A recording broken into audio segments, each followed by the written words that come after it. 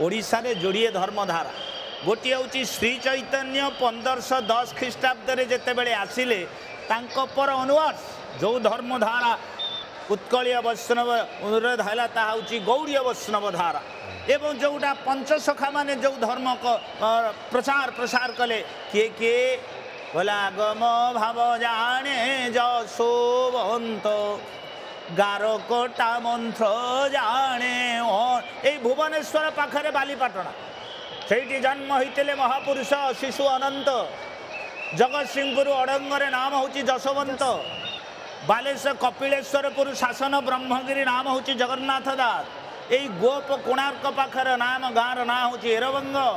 जी कि तांकर नाम हूँ बलराम दास आउ सालेपुर निश्चिंत कोईली पाखरे नेमाल मठर महंत अच्युत ए 5 जनक पाई ओडिया जाति बंची ओडिशार भक्ति आंदोलन सृष्टि कले आपण देखंतु ए जो पुष्पमाल कथा कहूली प्रभु होउचंती माल प्रिय कौन कौन कहला चंदन पुष्पमाल्यम च वस्त्र तांबूल मेव च चंदन प्रिय से चंदन जात्रा चंदन में माल प्रिय प्रत्येक भोजन पर गोटे बेश प्रत्येक गाधुआ पर बेश खाली बेश एपरिक शेषु को शोला बेलू को भी बेश एमती कौ दिया अच्छी कहले बड़ सिंहार बेश आपड़ देखिए से बेशटा को बड़ सिंहार बेश कहीं कहगला ना सम्मिलित भाव में 3टा बेश से हम 1 रे वस्त्र 2 रे पुष्प आउ 3 रे से बेशटीर नाम हूँ आपणकर रत्न रत्न श्रृंगार पुष्प श्रृंगार आ वस्त्र श्रृंगार 3टा जाक श्रृंगार आट ए टाइम होथिबारु सेही श्रृंगार नाम हूँ बड़ श्रृंगार आपण माने देखुचंती बड़ दांडरे नाच चली कि ढंग बाप कि भाव भक्ति नैवेद्य अर्पण करुचंती टिके आमे जणेबा जे महाप्रभुंकर जेतेबेले रथयात्रा हुए जेतेबेले महाप्रभु बाहरंती बड़दाण्ड को ये पतित उद्धारण लीला एपटे आमे दर्शन करुचे माँ तुलसी को किंतु आमे जो बारंबार आमर दृश्य पटल को आसूची नृत्यर कथा जे महाप्रभुंकर रथयात्रार ये विशेष अंग नृत्य संगीत एवं वेद स्तुति रथारूढ़ो गच्छन् पथिमिलित भूदेव पटले स्तुति प्रादुर्भाव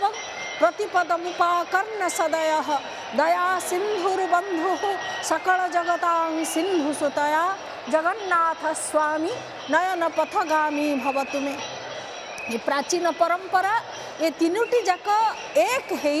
महाप्रभु को सतेबा त्रिरस निवेदन करती अति सुंदर भाव में आपण कथा रखुले वर्तमान देखंतु सकल भक्तजन माने कर माने उद्गत बाहु बाहु 2टा हाथ को टेकुचंदी या कहते शरणागतिर मुद्रा कंप्लीटली सरेंडर से आपण मानकर यही हूँ से प्रभु आपन का गोटे भल कथाटे मोर मन पड़ जाए प्रभु गोटे बेश हमें गज बेश गजानन बेश प्रभुंर गोटे द्वार रही गज द्वार प्रभुंर 4टा द्वार ये सिंह द्वार रे जोड़िए सिंह थिबारु सिंह द्वार पश्चिम पटे जोड़िए बाघ थिबारु व्याघ्र द्वार दक्षिण पटे जोड़िए माने अश्व थिबारु अश्व द्वार किंतु आपण देखिए उत्तर पटे जोड़िए हाथी अच्छे हस्ती द्वार मोर आपण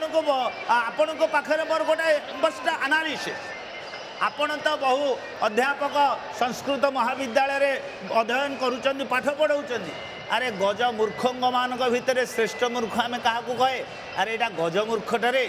मूर्खण मूर्ख मूर्खंग भितर जे श्रेष्ठ मूर्ख सी हूँ गज ताको गज मूर्ख बोली कह जाए किंतु प्रभु से मूर्ख को नहीं द्वारे बसई विचित्र कथा आलोचना करिपरिबा जे गज मूर्ख बोली आमे कहू केतेबेले माने लौकिक कथारे कहू किंतु तांको भितरु जणे गज मुख्यर बाट खोली देइथिले बोली से मुख्य द्वार विचार करबा काहे की गज को नेले कौन गजर प्राक्रम्यता अच्छी मोर मन पड़ जाऊँगी अष्टम स्कंद भागवत कला पद्म गो टीए घेनी हस्ते उर्धे चाहिला शून्य पथे रखन रख बामते शरण गज कहला प्रभु